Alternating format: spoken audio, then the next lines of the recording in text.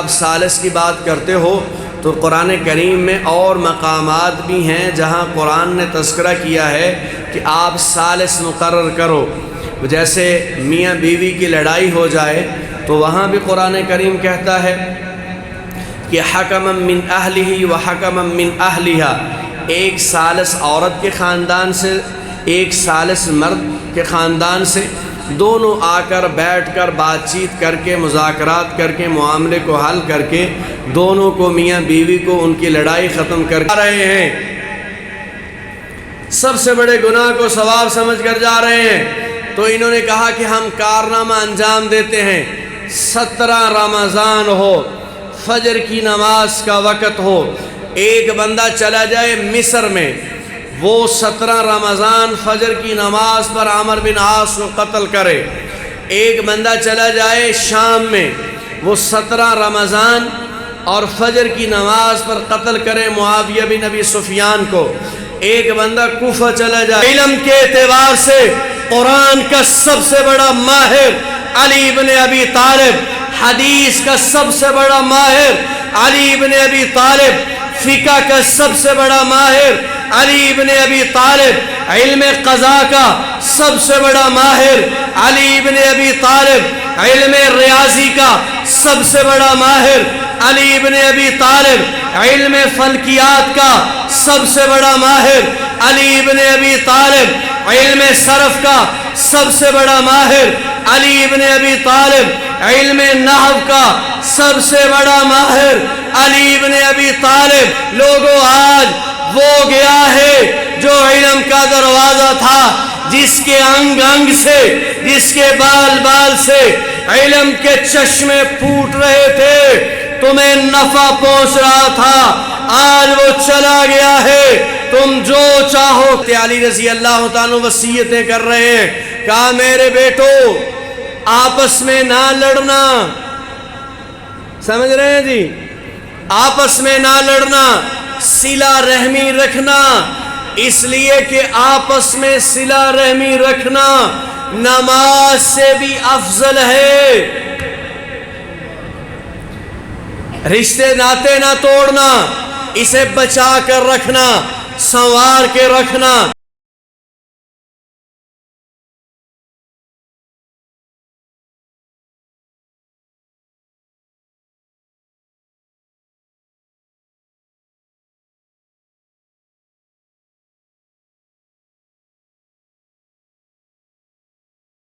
سیدنا علی کرم اللہ وجہہ کا ذکر خیر چل رہا ہے.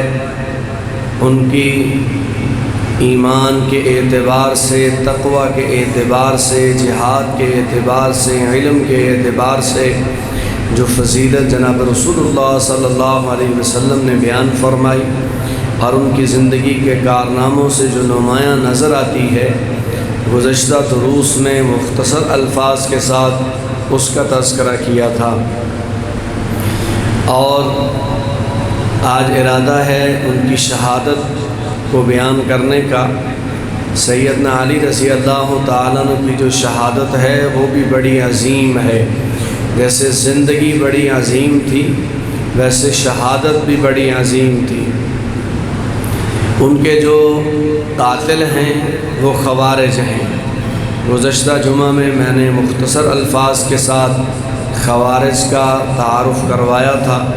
ان کی نشانیاں جو جناب رسول اللہ صلی اللہ علیہ وسلم نے بیان فرمائی تھی اور ان کے ساتھ لڑائی کرنے کا، ان کے ساتھ جہاد کرنے کا حکم جناب رسول اللہ صلی اللہ علیہ وسلم نے دیا تھا.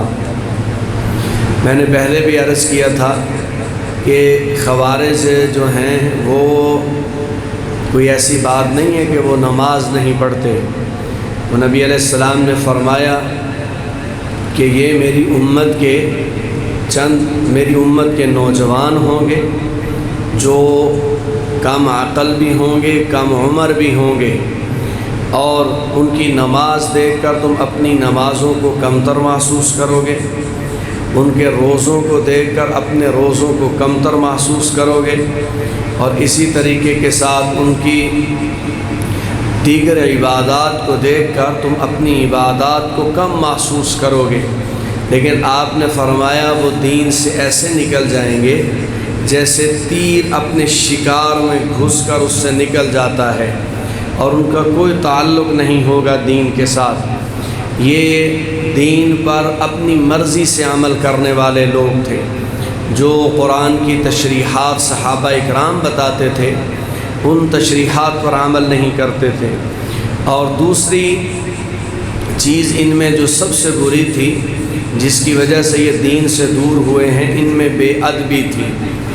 یہ اس کا جو آغاز ہوا، نبی علیہ السلام نے ایک جگہ پر نبی علیہ السلام تشریف فرما ہیں اور نبی علیہ السلام کے پاس مال ہے، اور آپ علیہ السلام اپنے اختیار سے جہاں چاہیں جس کو چاہیں دے سکتے ہیں۔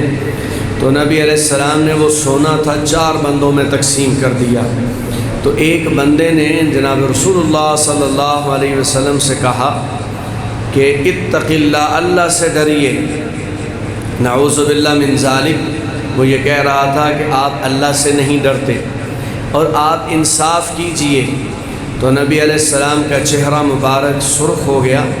آپ نے فرمایا اگر میں اللہ سے نہیں ڈرتا تو کون ڈرتا ہے، اور اگر میں انصاف نہیں کرتا تو کون انصاف کرتا ہے؟ میں ہی ہدایت لے کر آیا ہوں، میں ہی تقوی کا پیغام لے کر آیا ہوں، میں ہی انصاف کے جو ہیں تقاضے پورے کرنے کے لیے اصول اور ضوابط لے کر آیا ہوں۔ تو وہ بندہ جب چلا گیا، پیٹھ پھیر کر وہاں سے چلا گیا، تو آپ علیہ السلام نے فرمایا اس کی نسل سے خوارج پیدا ہوں گے۔ تو خوارج بے ادب ہوتے ہیں۔ انہوں نے بے ادبی جناب رسول اللہ صلی اللہ علیہ وسلم کی بھی کی ہے، انہوں نے بے ادبی صحابہ اکرام کی بھی کی ہے، اور انہوں نے بے ادبی اہل بیت کی بھی کی ہے۔ یہ بے ادبی کی وجہ سے ہی دین سے نکل گئے ہیں۔ وہ اعتراضات جو شخصیات پر نہیں ہو سکتے، انہوں نے وہ اعتراضات کیے ہیں اور دین میں غلو کیا ہے، مبالغہ کیا ہے۔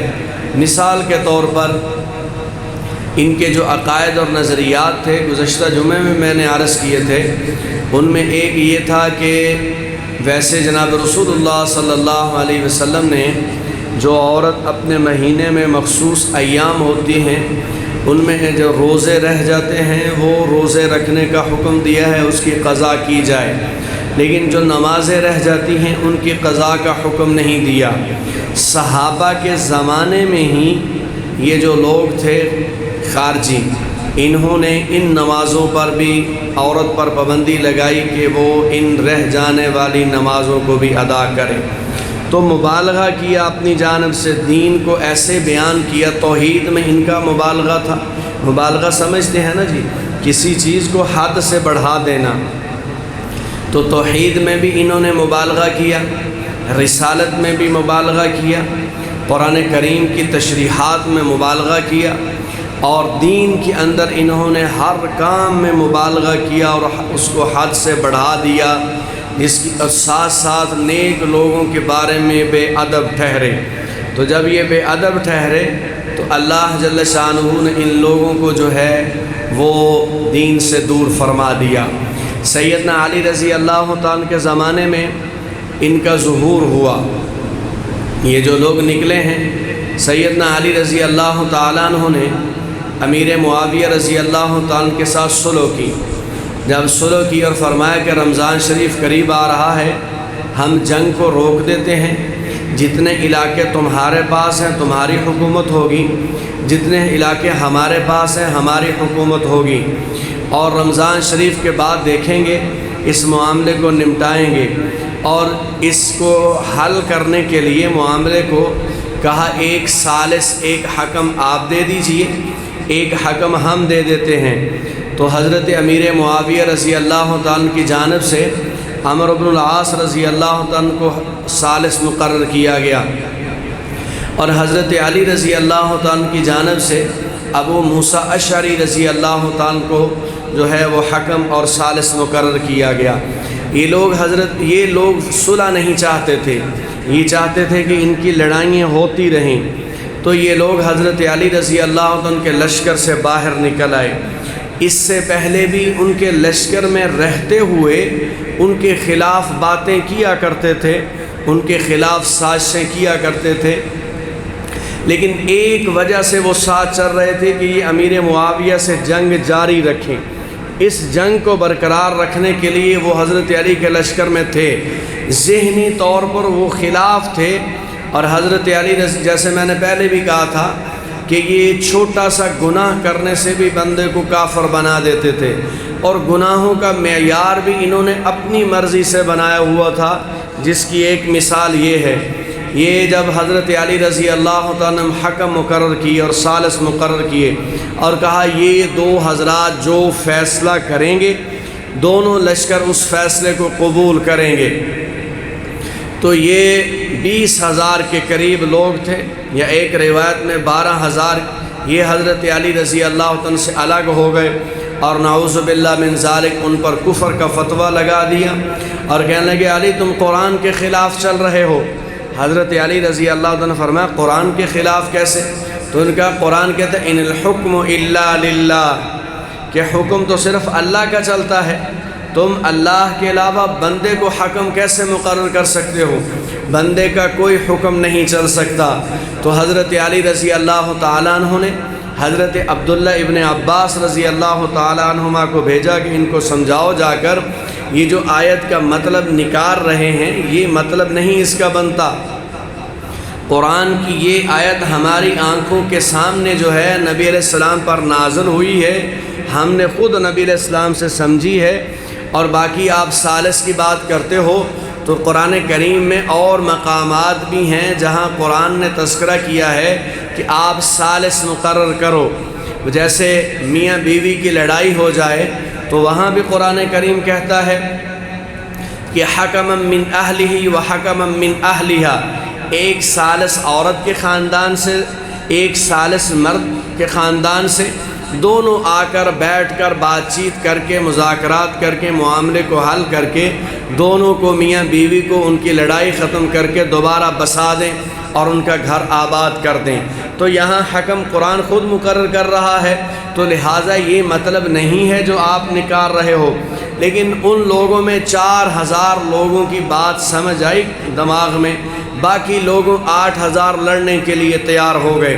تو حضرت علی رضی اللہ تعالیٰ جب نہروان کے مقام سے گزر رہے تھے، انہوں نے آگے سے راستہ روک لیا، ان کے ساتھ جنگ ہوئی، حضرت علی رضی اللہ تعالیٰ نے اس موقع پر بھی سمجھایا، لیکن جب یہ لوگ نہیں سمجھے تو حضرت علی رضی اللہ تعالیٰ نے اپنے لشکر کے لوگوں کو خطاب کیا اور فرمایا میری بات سنو، یہ وہی لوگ ہیں جن کی نبی علیہ السلام نے نشانیاں بیان کی ہیں، خارجی لوگ ایسے ایسے آئیں گے اور یہ لوگ کریں گے، اور اگر میں تمہیں ان سے لڑائی اور قتال کرنے کا ثواب بتا دوں تو تم خوشی میں آ کر ایسے کام کرو کہ اپنا ثواب خراب کر لو گے، لہٰذا میں تمہیں اس کی فضیلت نہیں بتاتا، باقی اتنا بتاتا ہوں کہ یہ لوگ اچھے نہیں ہیں۔ یہ نبی علیہ السلام نے فرمایا تمام مخلوقات میں، انسان ہو یا جانور ہوں، تمام مخلوقات میں سب سے شریر اور بری مخلوق یہی خارجی لوگ ہیں، تو مجھے حکم ہے ان کے ساتھ جہاد کرنے کا۔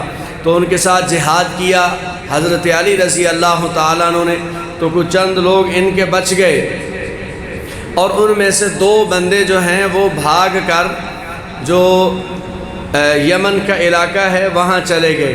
یہ ان کے جو خارجیوں کے بڑے گروہ ہیں، بہت سارے گروہ ہیں، جزیات چھوٹی چھوٹی، یہ پھیل اہل السنت والجماعت کا جو دائرہ ہے، اس دائرے سے جو بھی باہر نکلے گا وہ یا خارجی ہوگا یا رافضی ہوگا یا معتزلی ہوگا، یہ دائرہ تمام حدود کو بند کر دیتا ہے، جس میں قرآن کریم ہے، احادیث نبویہ ہیں، سنت رسول ہے، اور صحابہ کرام اور جمیع امت کے اولیاء کا احترام موجود ہے، اور جو اس دائرے سے نکلتا ہے وہ خارجی بنتا ہے۔ اسی لیے اس جنگ کے بعد خوارج نے صحابہ کرام پر فتوے لگائے، اور نعوذ باللہ من ذالک انہوں نے کہا سیدنا علی رضی اللہ تعالیٰ عنہ کافر ہیں، اور سیدنا امیر معاویہ رضی اللہ تعالیٰ عنہ کافر ہیں، عمر بن عاص کافر ہیں، ابو موسیٰ اشعری کافر ہیں، اسی طریقے کے ساتھ اما عائشہ رضی اللہ تعالیٰ عنہ ان کے بارے میں کہا گیا یہ کافرہ ہیں۔ صحابہ اکرام اس زمانے میں جو موجود تھے تمام پر تقریباً انہوں نے کفر کا فتویٰ لگایا اور کہا یہ اسلام سے خارج ہیں۔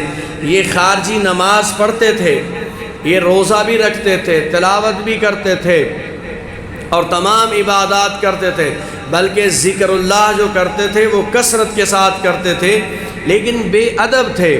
صحابہ اکرام پر تبرہ کرنا، اہل بیت پر تبرہ کرنا، یہاں تک کہ میں اس بات کو مختصر کرتا ہوں، یہ لوگ کھلم کھلی دشمنی پر آ گئے۔ اپنے اپنے علاقوں میں انہوں جیسے جیسے کو بندہ گیا ان کا، اس نے اپنے الگ الگ فرقے بنائے، الگ الگ گروہ بنائے۔ تو خوارج کے بھی تقریباً 12 کے قریب فرقے ہیں، خارجی جو لوگ ہیں ان کے بھی 12 کے قریب فرقے ہیں۔ ان میں سب سے کم درجے کا جو شدت پسند ہے، جس میں شدت آخری درجے کی ہے، بہت قلیل شدت ہے، یہ جو عمان کے علاقے میں مسقط وغیرہ میں یہ اباضیہ فرقہ ہے ایک، یہ بھی ہاتھ چھوڑ کر نماز پڑھتے ہیں، یہ کم درجے کا خارجی ہے، سب سے کم درجے کا۔ اور اس کا کم درجہ یہ ہے کہ یہ گناہ کرنے والے بندے کے بارے میں کہتے ہیں یہ کافر ہو گیا ہے، اب یہ کبھی مسلمان نہیں ہو سکتا، اور یہ کافر ہونے کے بعد ہمیشہ ہمیشہ جہنم میں رہے گا۔ اور ان کی تعداد الجزائر میں بہت ہے، اور افریقہ کے علاقوں میں اور ممالک میں بہت زیادہ ان کی تعداد ہے۔ بہرحال یہ اباضیہ فرقہ کم درجے کا شدت پسند ہے۔ اس کے علاوہ جو ہیں وہ انتہائی شدید ہیں، انتہائی سخت ہیں۔ اور نبی علیہ السلام نے جو ان کی نشانیاں بتائیں تھیں، ان نشانیوں میں سے ایک نشانی کہ یہ کافروں کو کچھ نہیں کہیں گے، مسلمانوں کو قتل کریں گے، مسلمانوں کو جیسے یہ ان کی باقیات چلتی ہیں، باقیات ان کی، جیسے آپ دیکھتے ہیں کچھ لوگ بیٹھے ہوتے ہیں، وہ سارا الزام بھئی مسلمان ٹھیک نہیں ہے دنیا کے، مسلمانوں میں یہ خرابی، یہ خرابی، یہ خرابی، اور کافر ٹھیک ہیں، کافروں میں کوئی خرابی نہیں ہے۔ تو یہ خوارج کی باقیات ہوتی ہیں، خوارج سے کچھ نہ کچھ اثر لے لیتے ہیں جو مسلمانوں کے خلاف۔ نبی علیہ السلام نے فرمایا یہ مسلمانوں کو تکلیف پہنچائیں گے اور کافروں کو کچھ نہیں کہیں گے۔ حضرت علی رضی اللہ تعالیٰ نے جب اپنے لشکر کو تیار کیا تو اس میں ایک بات انہوں نے یہ بھی ارشاد فرمائی کہ تم بار بار کہتے ہو کہ معاویہ سے لڑنے کے لیے چلو، حالانکہ جب ہم ان سے لڑنے کے لیے جاتے ہیں تو پیچھے سے یہ لوگ ہمارے مال پر حملہ کرتے ہیں، ہمارے جو ہے گھروں پر حملہ کرتے ہیں، ہمارے جانوروں کو نقصان پہنچاتے ہیں، ہمارے بچوں کو نقصان پہنچاتے ہیں، اور یہ مسلمان کو قتل کرنا ثواب سمجھتے ہیں۔ یہ جو بم دھماکے ہوتے تھے پاکستان میں کسی زمانے میں، تو چھوٹے چھوٹے بچے آ کر یا بڑے آ کر جو ہے اپنے جسم کے ساتھ بم باندھ کر وہ بازاروں شہروں میں گھس جایا کرتے تھے۔ ان میں 2 خرابیاں ہیں، یہ بھی خوارج ہی ہیں، یہ بھی کہتے ہیں قرآن کسی اور سے پڑھنے کی ضرورت نہیں ہے، خود قرآن پڑھو، ہر بندہ آپ ہی پڑھے۔ اور یہ اکابرین کی تفسیروں کو، تراجم کو، ان کی تشریحات کو نہیں مانتے، اپنی جانب سے ہر بندہ تشریح کرتا ہے۔ اور دوسرا یہ اپنے علاوہ سبھی لوگوں کو کافر سمجھتے ہیں، اور اسی وجہ سے یہ بم دھماکے کرتے ہیں۔ تو تمام پاکستان کے علماء نے، تمام مسالک کے علماء نے جمع ہو کر ان کو خوارج جو ہے وہ ڈکلیئر کیا ہوا ہے، بتایا ہے کہ یہ خوارج ہیں، ان کے نزدیک ہم لوگ مسلمان نہیں ہیں۔ جب یہ حضرت علی کو مسلمان نہیں سمجھتے، جب یہ لوگ امیر معاویہ کو مسلمان نہیں سمجھتے، جب یہ لوگ جو ہیں عمرو بن العاص کو، ابو موسیٰ اشعری کو، اور اما عائشہ رضی اللہ تعالیٰ عنہ کو، اور ایسے صحابہ اکرام کو اور صحابیات کو، ازواج مطہرات کو یہ لوگ مسلمان نہیں سمجھتے، تو ہمیں کیسے مسلمان سمجھیں گے؟ ان آج کے خوارج کا ایک نظریہ یہ بھی ہے، جس نے ووٹ ڈال دیا وہ کافر ہو گیا۔ سمجھ رہے ہیں جی آپ؟ یہ آج کے خوارج، یہ ان کی باقیات ہیں۔ میں نے یہ خلاصہ عرض کیا مختصر خوارج کی سوچ کا۔ تو یہ 3 خارجی لوگ خانہ کعبہ میں جمع ہوتے ہیں، اور خانہ کعبہ میں جمع ہونے کے بعد کیونکہ ان کے سارے جو منصوبے تھے وہ منصوبے ناکام ہو گئے۔ خوارج نے اپنے اس کام کا آغاز کیا تھا حضرت عثمان رضی اللہ عنہ کو شہید کر کے۔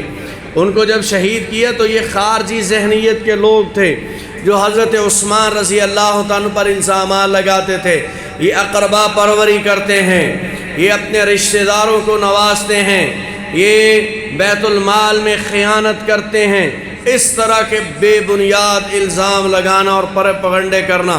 نماز بھی پڑھتے ہیں، روزے بھی رکھتے ہیں، تلاوت بھی کرتے ہیں، ذکر اذکار بھی کرتے ہیں، لیکن یہ جو بے ادبی ان کے اندر موجود ہے، اس کا نقصان حضرت عثمان رضی اللہ عنہ کو شہید کیا۔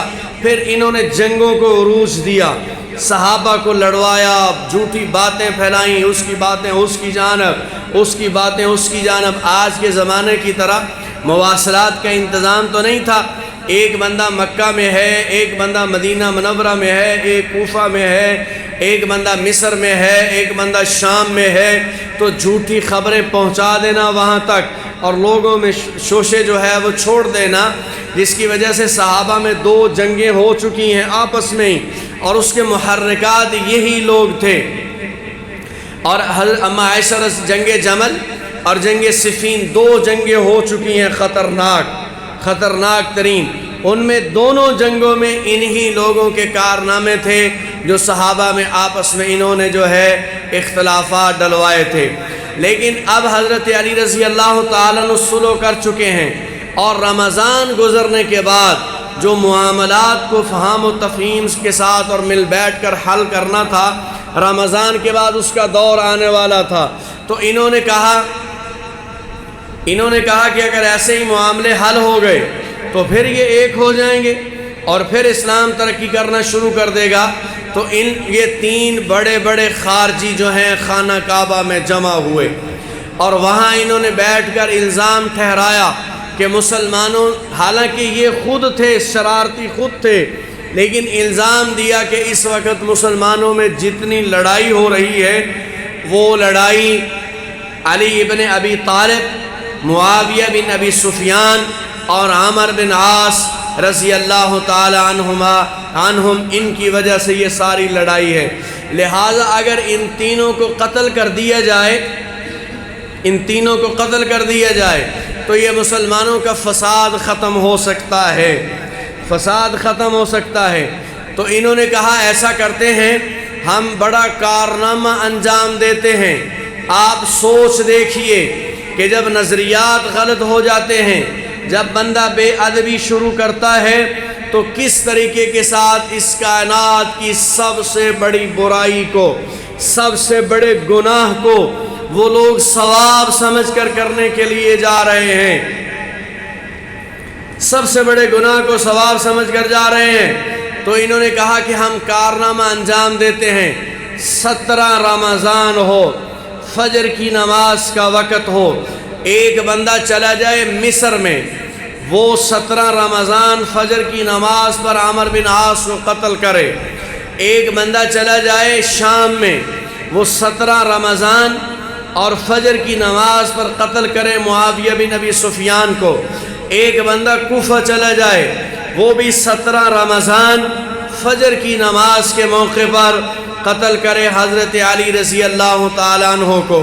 انہوں نے کہا ٹھیک ہے، پروگرام بنایا، یہ تینوں سفر پر چلے گئے، ایک بندہ شام چلا گیا، ایک مصر چلا گیا، ایک بندہ کوفہ چلا گیا، اور وہاں انہوں نے انتظار 2-4 دن پہلے یہ پہنچ گئے ہیں، یہ انتظار کر رہے ہیں کہ کب 17 رمضان آئے۔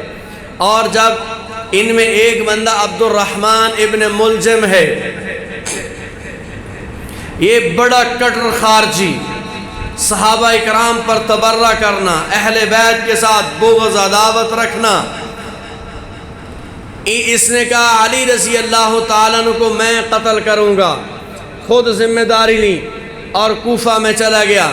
اللہ کی شان دیکھیے، جو بندہ مصر میں گیا ہے وہ عمرو بن العاص رضی اللہ تعالیٰ عنہ کے گھر کے سامنے چھپ کر کھڑا ہو گیا اور تلوار لے کر کہ عمرو بن العاص فجر کی نماز کے لیے نکلیں گے تو میں ان پر حملہ کروں گا۔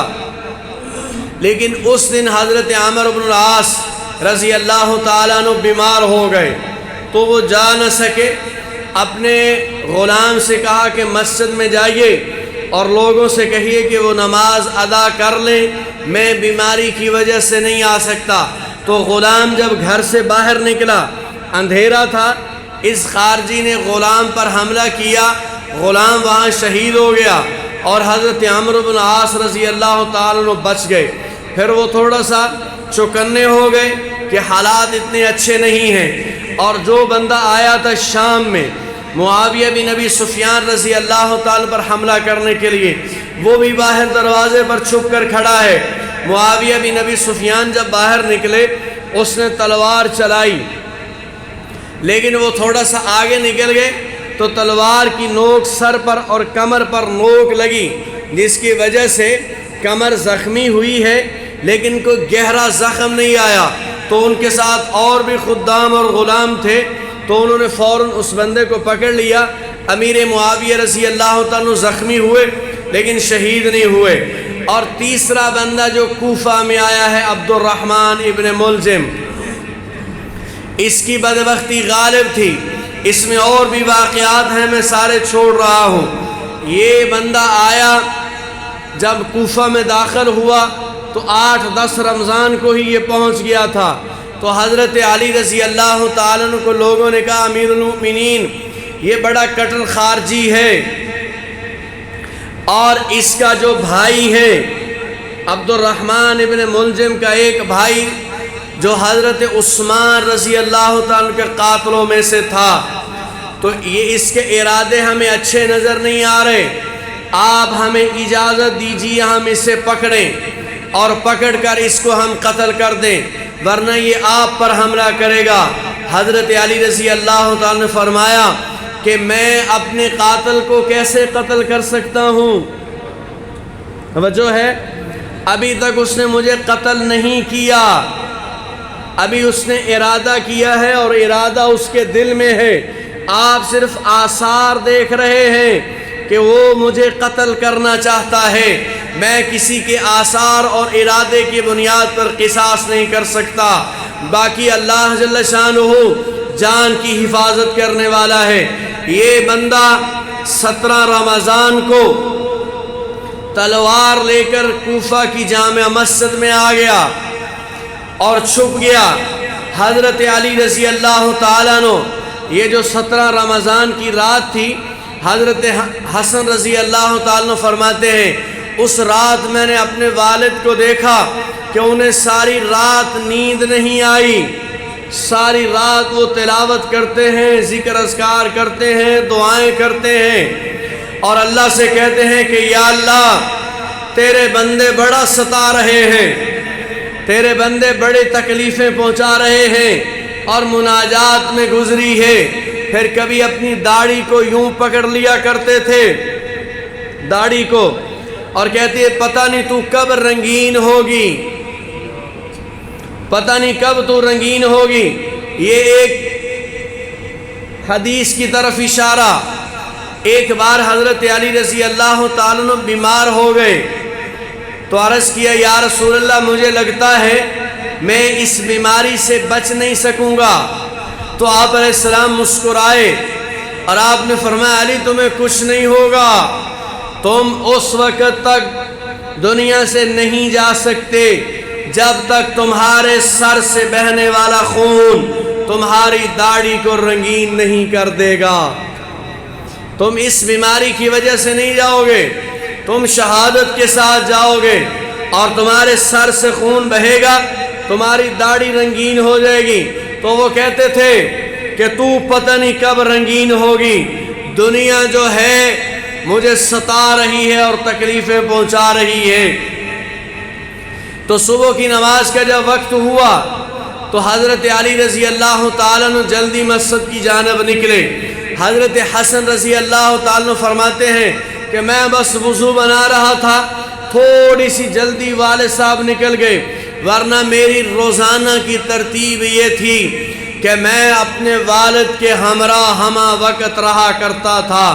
اگر میرے والد رات کو چلتے تھے تو میں اپنے والد کے آگے چلتا تھا، حفاظت کے لیے کہ اگر کوئی رات کو حملہ کرے گا تو آگے سے کرے گا، میں اس کا حملہ روکوں گا، اور اگر میرے والد دن کو چلتے تو میں اپنے والد کے پیچھے چلا کرتا تھا کہ کوئی حملہ کرے گا تو پیچھے سے حملہ کرے گا، میں حفاظت کروں گا۔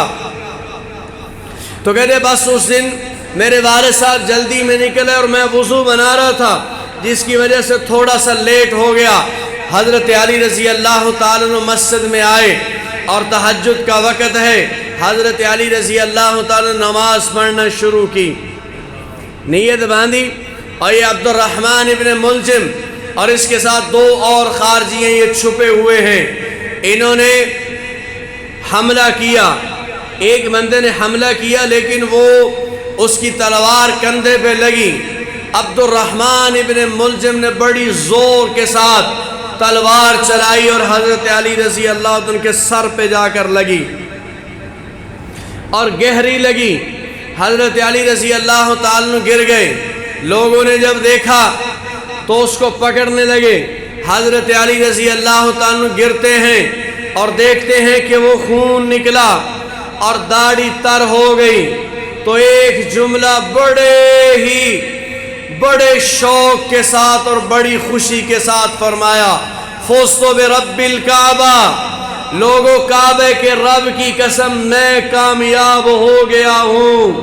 میرے رسول نے فرمایا تھا کہ علی ایک بندہ تیرے اوپر حملہ کرے گا، تیرے سر پر حملہ کرے گا اور خون بہے گا اور تیری داڑھی رنگین ہو جائے گی، اور دیکھو یہ سر سے بہنے والا خون میری داڑھی کو رنگین کر چکا۔ فزت برب الکعبہ، میں اللہ کی قسم کامیاب ہو گیا ہوں۔ حضرت علی رضی اللہ تعالیٰ نیچے گرتے ہیں، لوگوں نے اس قاتل کو پکڑ لیا اور حضرت علی رضی اللہ تعالیٰ اس گہرے زخم کی وجہ سے بے ہوش ہو جاتے ہیں۔ لوگ اٹھا کر گھر میں لے کر آئے، تھوڑی دیر کے بعد ہوش آیا تو کہا میرا قاتل کہاں ہے؟ یہ اہل بیت کے حوصلے ہیں، یہ ان کا اخلاق ہے۔ کہا میرا قاتل کہاں ہے؟ تو لوگ پکڑ کے سامنے لائے اور اس کو ملامت کیا کہ تو نے برا کام کیا ہے، برا کام، لیکن چونکہ میں نے آپ کو خوارج کا عقیدہ پہلے بتا دیا کہ یہ لوگ اس برائی کو اچھائی سمجھ کر رہے تھے، بے ادبی کر رہے تھے، تو ایک بندے نے کہا کہ تو نے امیر المؤمنین کو قتل کرنے کا ارادہ کیا ہے۔ اس نے کہا میں نے امیر المؤمنین کو قتل نہیں کیا، میں نے صرف علی ابن ابی طالب پر حملہ کیا ہے۔ یعنی وہ کہہ رہا تھا کہ میں انہیں امیر المؤمنین نہیں مانتا،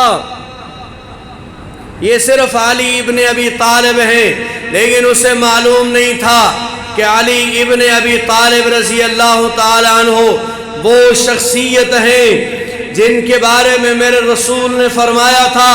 حضرت علی رضی اللہ تعالیٰ عنہ قریب بیٹھے تھے تو آقا علیہ السلام نے حضرت علی کا دایاں ہاتھ پکڑا اور پکڑ کر اپنے سینے سے لگایا اور فرمایا علی تو اس بات پر خوش نہیں ہے کہ جنت میں تیرا گھر میرے گھر کے سامنے ہوگا،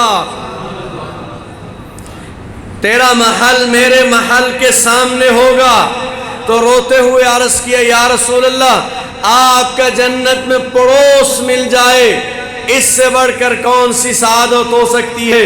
حضرت علی رضی اللہ تعالیٰ نے فرمایا ان کے لیے دودھ لایا گیا کہ دودھ پلایا جائے، آگے سے کہنے لگا وہ خارجی رسیوں میں جکڑا ہوا ہے، عبد الرحمن ابن ملجم وہ رسیوں میں جکڑا ہوا ہے، وہ کہنے لگا تم جو چاہو کر لو،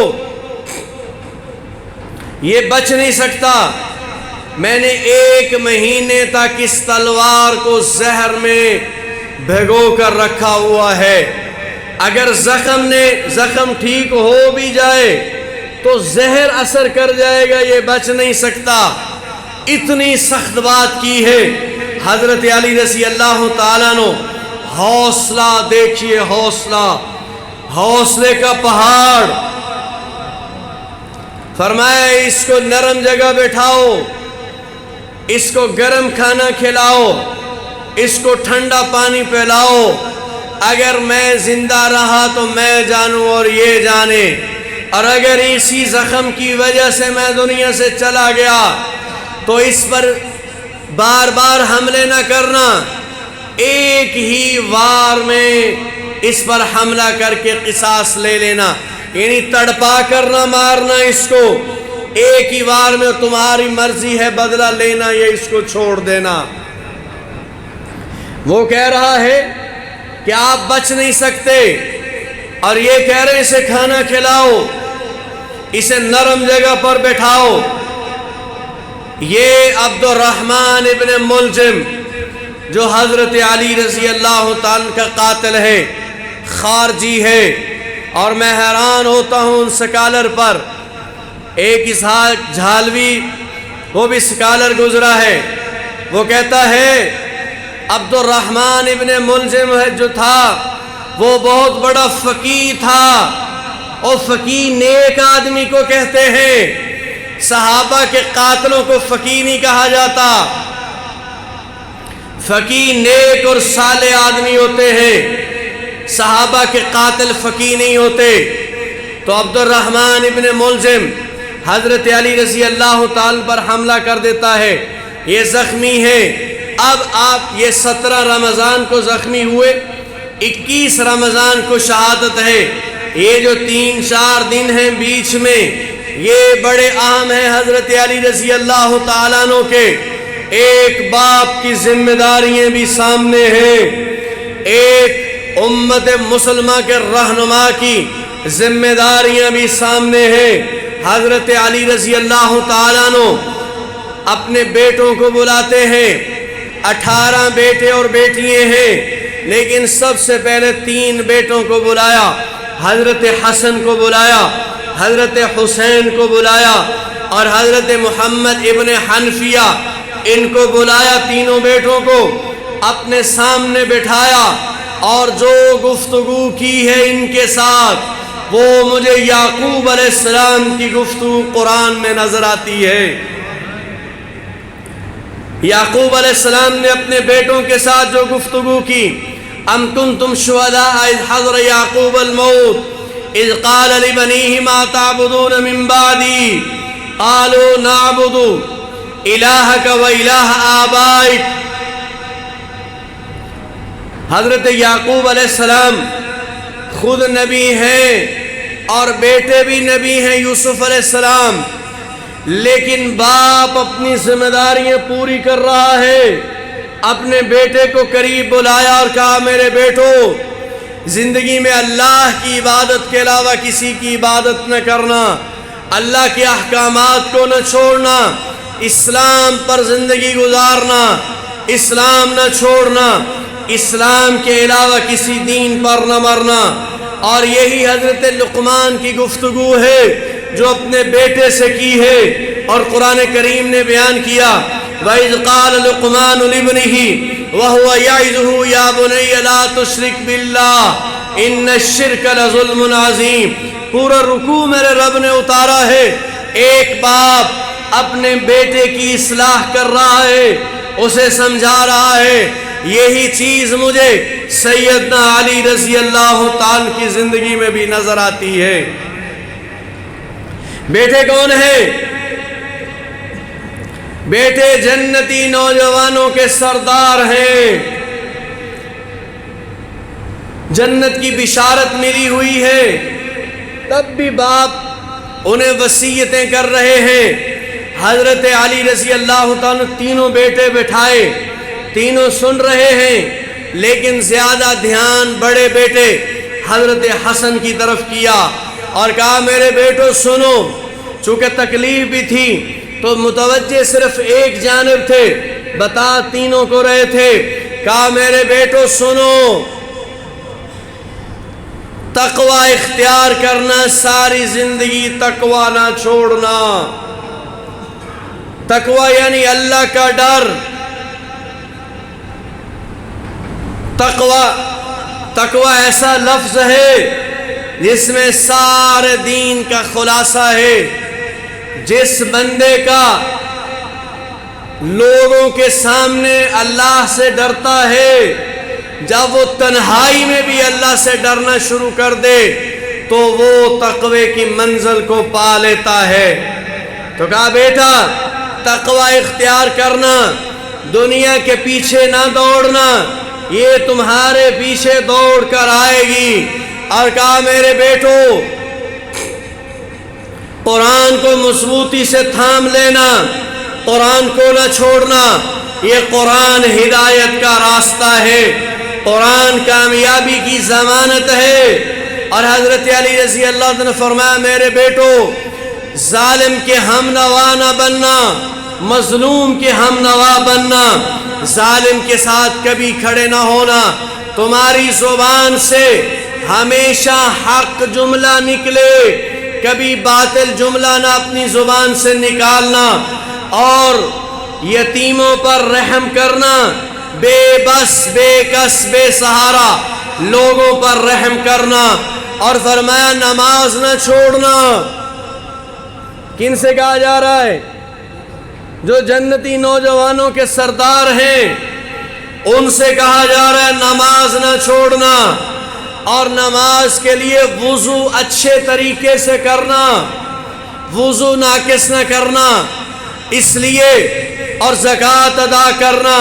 اور فرمایا اس لیے جس بندے کا وضو صحیح نہیں ہوتا اس کی نماز صحیح نہیں ہوتی، اور جو بندہ زکوٰۃ ادا نہیں کرتا اس کی نماز قبول نہیں ہوتی۔ اس طرح اور بڑی وصیتیں کی ہیں تینوں بیٹوں کو۔ اور پھر چھوٹے بیٹے محمد ابن حنفیہ سے فرمایا کہ میرے بیٹے تو بھی بیٹا ہے میرا، یہ بھی بیٹے ہیں، لیکن ان کی نسبت تیری نسبت سے زیادہ افضل ہے۔ ان کی ماں خاتون جنت ہے، ساری زندگی ان سے مشورہ کر کے چلنا، ان کے مشورے کے خلاف نہ چلنا۔ اور ان سے کہا کہ میرے بیٹو محمد ابن حنفیہ بھی مجھے بڑا پیارا ہے، اس کے ساتھ بھی اچھا برتاؤ کرنا، اسے جوڑ کر رکھنا۔ اس کے بعد حضرت علی رضی اللہ تعالیٰ عنہ نے اگلے دن سارے اپنے بیٹے بلائے اور بیٹیوں کو بلایا اور خاندان کے دیگر افراد کو بلایا اور کہا میری بات سنو، اب میری وصیت لکھو، میری وصیت لکھو۔ یہ جو مرتے ہوئے لوگ طرح طرح کی باتیں کر رہے ہوتے ہیں اور فوت ہونے والے کو جو سنبھالنے والے ہوتے ہیں وہ عجیب و غریب قسم کی باتیں کر رہے ہوتے ہیں، ضروری ہے ہر بندے کے لیے، ہر بندے کے سامنے فوت ہونے والا آنا ہے اور ہر بندے نے خود بھی فوت ہونا ہے۔ کیا ذمہ داریاں ہیں، کس طرح کی گفتگو کرنی ہے، وہ گفتگو ہمیں اصحاب رسول سے ملتی ہے، وہ گفتگو ہمیں اہل بیت سے ملتی ہے، وہ گفتگو ہمیں آل رسول سے ملتی ہے۔ تو حضرت علی رضی اللہ عنہ نے فرمایا خاندان کے لوگ ہیں، دیگر بیٹے بھی بیٹھے ہوئے ہیں، بیٹیاں بھی بیٹھی ہوئی ہیں، فرمایا میری وصیت لکھو۔ کہا میں علی ابن ابی طالب یہ اعلان کرتا ہوں اشہد ان لا الہ الا اللہ وحدہ لا شریک لہ واشہد ان محمدًا عبدہ ورسولہ۔ لوگو تم گواہ ہو جاؤ، میں اس بات کی گواہی دیتا ہوں اللہ کے علاوہ کوئی معبود نہیں ہے، وہ وحدہ لا شریک ہے، اور حضرت محمد صلی اللہ علیہ وسلم اللہ کے بندے اور اس کے رسول ہیں۔ پھر فرمائے سنو ان صلاتی ونسکی ومحیای ومماتی للہ رب العالمین۔ لوگوں میری نماز بھی اللہ کے لیے، میرا روزہ بھی اللہ کے لیے، میرا حج بھی اللہ کے لیے، میری قربانی بھی اللہ کے لیے، میرا جینا بھی اللہ کے لیے، میرا مرنا بھی اللہ کے لیے۔ اپنا عقیدہ بتایا، اصلاح کی ان کی، اور پھر انہیں وصیتیں کی ہیں۔ ان وصیتوں میں مختصر باتیں میں عرض کر دیتا ہوں ایک دو۔ حضرت علی رضی اللہ تعالیٰ وصیتیں کر رہے ہیں، کہا میرے بیٹو آپس میں نہ لڑنا، سمجھ رہے ہیں جی، آپس میں نہ لڑنا، صلہ رحمی رکھنا، اس لیے کہ آپس میں صلہ رحمی رکھنا نماز سے بھی افضل ہے۔ رشتے ناتے نہ توڑنا، اسے بچا کر رکھنا، سنوار کے رکھنا، ایک دوسرے کا ادب اور احترام کرنا جیسے نماز بڑی افضل ہے۔ تو یہ صلہ رحمی حضرت علی فرماتے ہیں نماز سے بھی افضل اور اعلیٰ ہے۔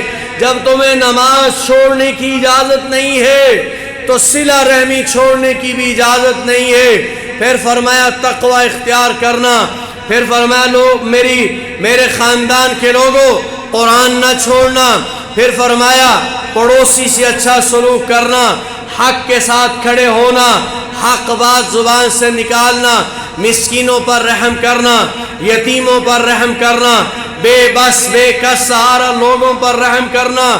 اور کیا فرمایا یہ میری باتیں ہیں، انہیں اچھے طریقے سے یاد کر لو، اور رسول اللہ صلی اللہ علیہ وسلم کی سنت کو نہ چھوڑنا۔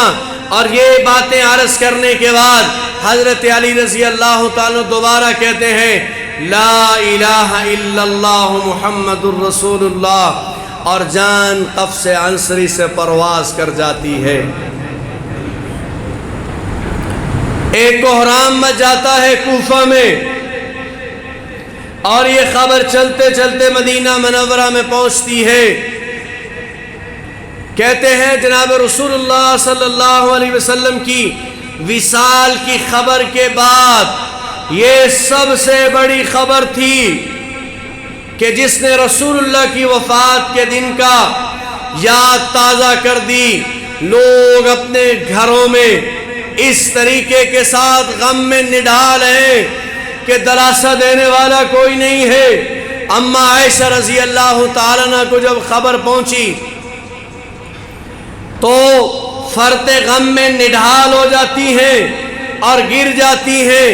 بڑی دیر کے بعد ہوش آیا، کچھ طبیعت سنبھلی تو دل کو قرار دینے کے لیے روضہ رسول پر حاضر ہوتی ہیں اور آ کر کہتی ہیں یا رسول اللہ میں سلام پیش کرتی ہوں۔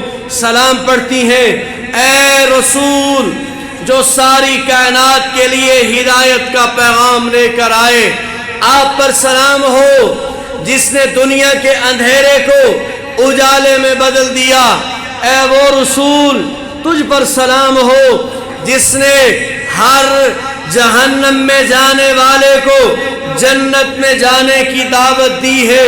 اے وہ رسول آپ پر سلام ہو، آپ کے دونوں ساتھیوں پر بھی سلام ہو۔ یا رسول اللہ میں آج آپ کے پاس آپ کے سب سے پسندیدہ، آپ کے عزیز ترین اور آپ کے محبوب ترین بندے کی شہادت کی خبر لے کر آئی ہوں۔ میں آپ کو بتانے آئی ہوں کہ آپ کی امت کے لوگوں نے آپ کے پسندیدہ بندے کو بھی نہیں چھوڑا، اسے بھی شہید کیا ہے، اس کے ساتھ بھی زیادتی کی ہے۔ آپ کی امت کے لوگوں نے یہ سارا ظلم کیا ہے۔ جب وہ باہر نکلی بہت ساری عورتیں اور خاندان کے لوگ جمع ہیں تو اما عائشہ رضی اللہ تعالیٰ نے فرمایا لوگوں جاؤ جاؤ، اب جو کرنا چاہتے ہو کرو، اس لیے کہ اب وہ چلا گیا ہے جو اسلام سب سے پہلے قبول کرنے والے لوگوں میں سے تھا۔ وہ چلا گیا ہے جو تمہاری داغ بیل سنبھالے ہوئے تھا، وہ چلا گیا ہے جو تمہیں حق کی جانب بلاتا تھا۔ آج علی ابن ابی طالب چلا گیا ہے، آج وہ گیا ہے جو رسول اللہ کا سب سے محبوب، وہ گیا ہے جو رسول اللہ کو سب سے زیادہ عزیز، وہ گیا ہے جس کی بیوی عورتوں میں سب سے زیادہ عظمت رکھنے والی خاتون تھی۔ علی عام نہیں ہے، علی وہ ہے جو علم کا دروازہ تھا، جس کا علم جو علم کے اعتبار سے قرآن کا سب سے بڑا ماہر علی بن ابی طالب، حدیث کا سب سے بڑا ماہر علی بن ابی طالب، فقہ کا سب سے بڑا ماہر علی بن ابی طالب، علم قضاء کا سب سے بڑا ماہر علی بن ابی طالب، علم ریاضی کا سب سے بڑا ماہر علی بن ابی طالب، علم فلکیات کا سب سے بڑا ماہر علی بن ابی طالب، علم صرف کا سب سے بڑا ماہر علی بن ابی طالب، علم نحو کا سب سے بڑا ماہر علی بن ابی طالب۔ لوگوں، آج وہ گیا ہے جو علم کا دروازہ تھا، جس کے انگ انگ سے، جس کے بال بال سے علم کے چشمے پھوٹ رہے تھے، تمہیں نفع پہنچ رہا تھا، آج وہ چلا گیا ہے۔ تم جو چاہو کرتے پھرو، تمہیں کوئی پوچھنے والا نہیں ہے۔ میرے بھائیوں، سیدنا علی رضی اللہ تعالیٰ عنہ، تمام صحابہ اکرام، تمام اہل بیت اور تمام آل رسول، ان تمام کا ادب اور احترام کرنا، ان کے ساتھ عقیدت رکھنا، یہ اہل سنت والجماعت کے شعائر میں سے ہے، اور ایمان کو محفوظ کرنا ہے۔ کبھی خارجی بن کر اہل بیت پہ تبرہ نہیں کرنا، کبھی رافضی بن کر صحابہ پر تبرہ نہیں کرنا۔ یہ ایک گروہ تھا جس کی باقیات آج بھی دنیا میں چلتی آ رہی ہیں۔ کچھ صحابہ پر باتیں کرتے ہیں، کچھ اہل بیت پر باتیں کرتے ہیں، روایات لے کر آتے ہیں، تاریخ کی جھوٹی سچی کہانیاں لے کر آتے ہیں، لیکن ہمارے لیے قرآن کافی ہے۔ کافی ہے کہ نہیں؟ بولیے۔ اور قرآن کیا کہتا ہے؟ کُلًّا وعد اللہ الحسنى، کہ اللہ نے ساروں کے ساتھ اچھائی کا وعدہ کیا ہوا ہے، ہمارا اس پر ایمان ہے۔ اللہ جل شانہ عمل کی توفیق عطا فرمائے۔